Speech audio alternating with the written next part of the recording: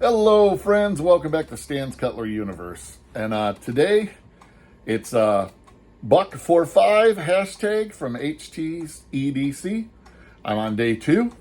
So what I'm going to do is first I'm going to go over how the first knife handled it, and that was the Buck450. Honestly, it did a great job. All I really cut open was some packages. One package this morning, which you'll see a video of that, is out there, and then some mail. But overall, felt good, feels good in hand. It's very lightweight for what it is, to have a knife that's comparable to the size of a Buck110, to be that light. I can't really think of any complaints. I carried it most of the time when I was up and about in my pocket. Didn't even really notice it was there, and I was wearing, like gym shorts, basketball shorts type things. So, yeah, the 450 did a great, I think it's a 450. Let me double check before I run my mouth if I'm positive. Yep, 450 did a great job, and this is a 1999 Buck450. So that was day one's. Did good, can't complain. So we'll move that on over. Now, the knife we got upcoming now is from 1997. It's the Buck460, or sorry, 446. It's called the Goliath. It does come in a pocket sheath like this. Oops, sorry, I keep thinking the camera's over here, but it's not. This is a 1997. This is considerably bigger. They call it the Goliath. I'll compare it. So it's going to be interesting to, I don't know how to hang on to these so it'll work. It's going to be interesting to see how this is going to work out, if it's going to be comfortable in the pocket, because I have pretty large hands, and this thing's a chunk. It's a chunk.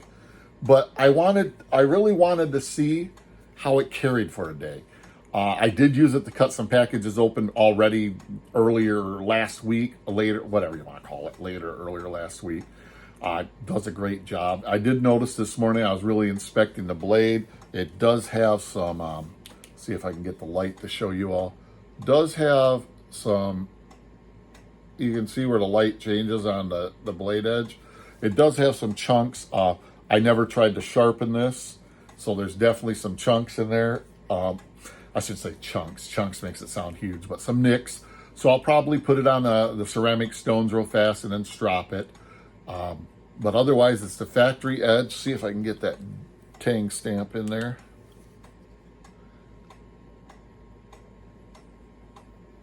Oh, it's not going to work the way I want it to.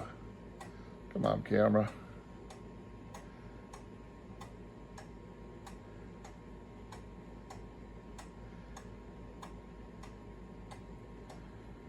Well, sorry. I tried. Like I said in my last video, I do my best. I'm not very good at video editing and stuff, but this feels like a good knife, going to be a good knife. Like I said, this thing is a chunk. I have big hands, and the handle's bigger than I need it to be.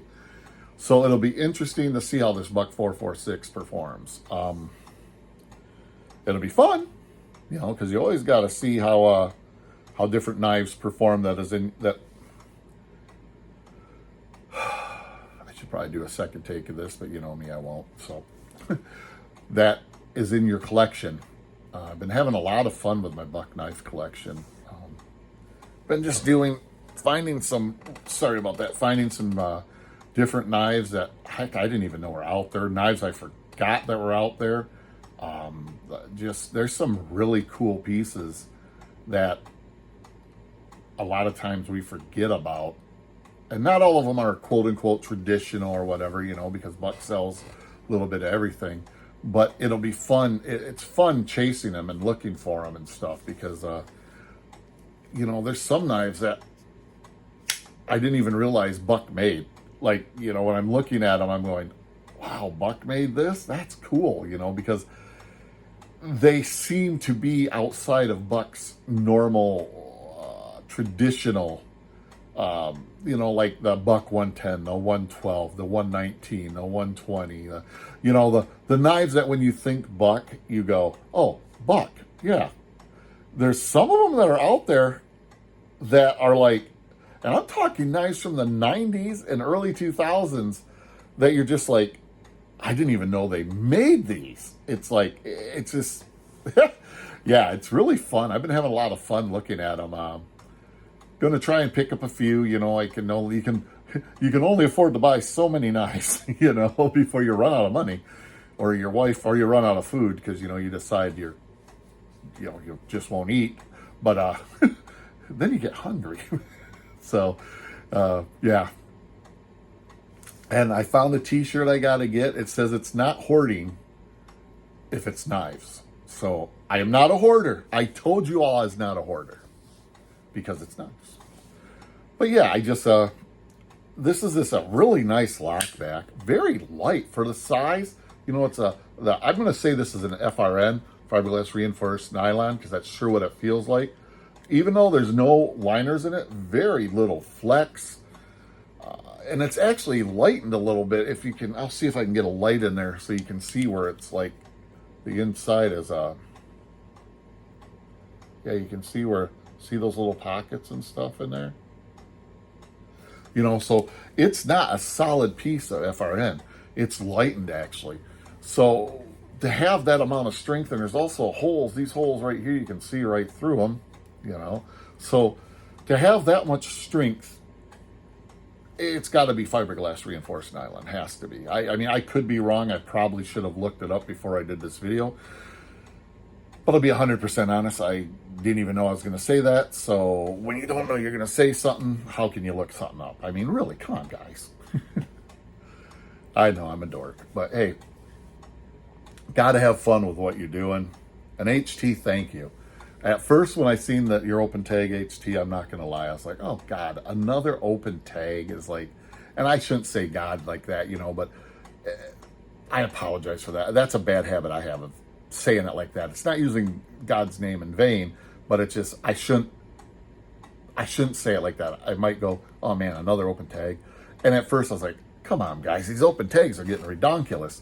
Then I was like, okay, I'll try it. And I think what it was is, I was a little bit jealous that I missed out on the case open tags because I was hurting. And I should have been happy because here's an open tag I can participate in and I can do. And I don't know, just sometimes, I don't know if it's just me or if it's all people. I get bitter for no reason. And it's like, why get bitter about an open tag? You know, it's even if it's one I couldn't participate in, say I didn't have enough buck knives or something like that, or I had no buck knives, you know, because even if you have one buck knife, carry it for 5 days. Seriously, carry it for 5 days. Let us know what you think. I'm sure HT would love that too. But it just, sometimes you got to just be grateful for what you can do and what you can participate in. And make fun. Have it be fun for whatever you're doing, you know. This YouTube thing, for the longest time, I was making it work.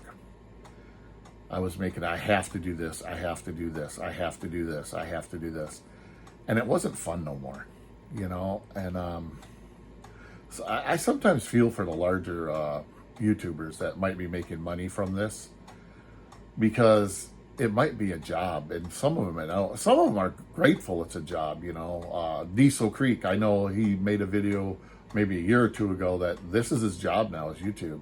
You know, he repairs old diesel equipment and stuff like that, and it's fun to watch. I know a lot of us watch him because I've heard his name brought up on other channels.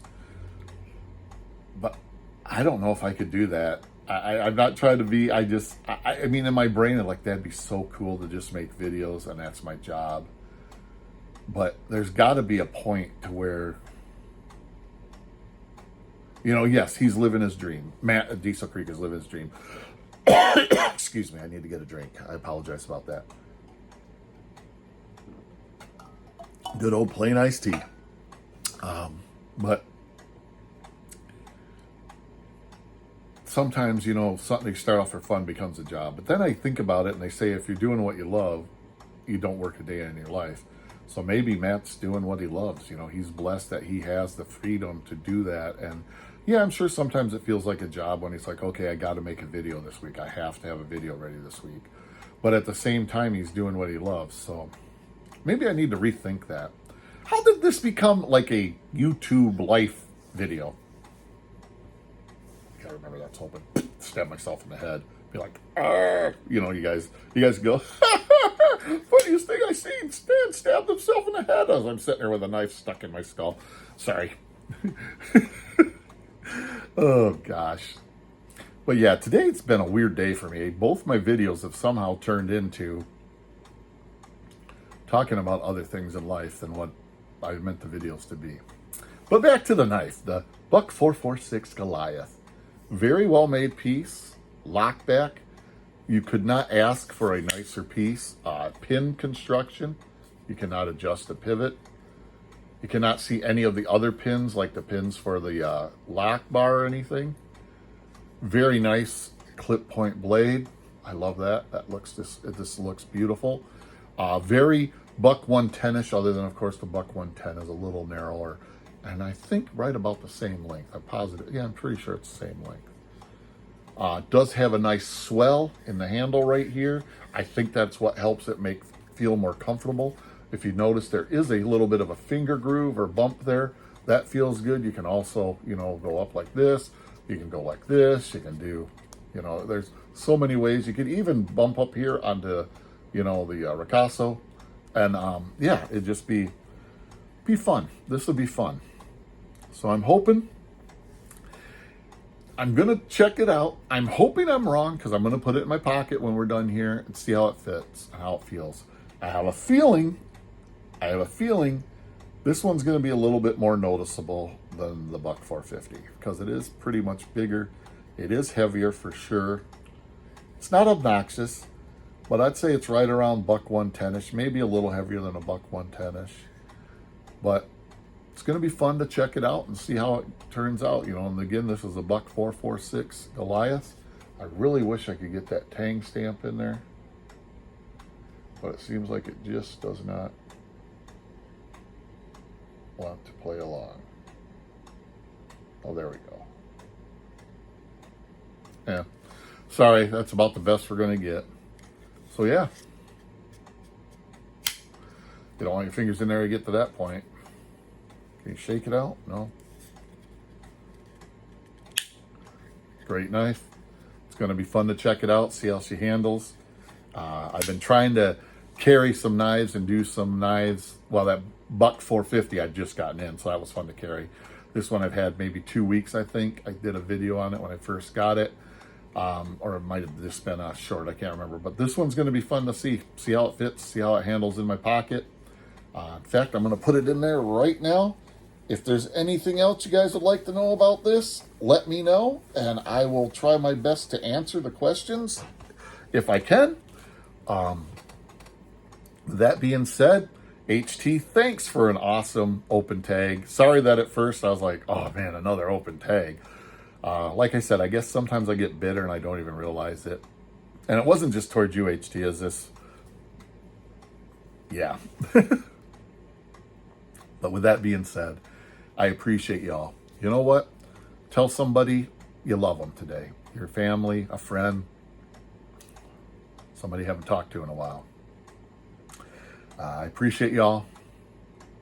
Live long, prosper, and collect your own way.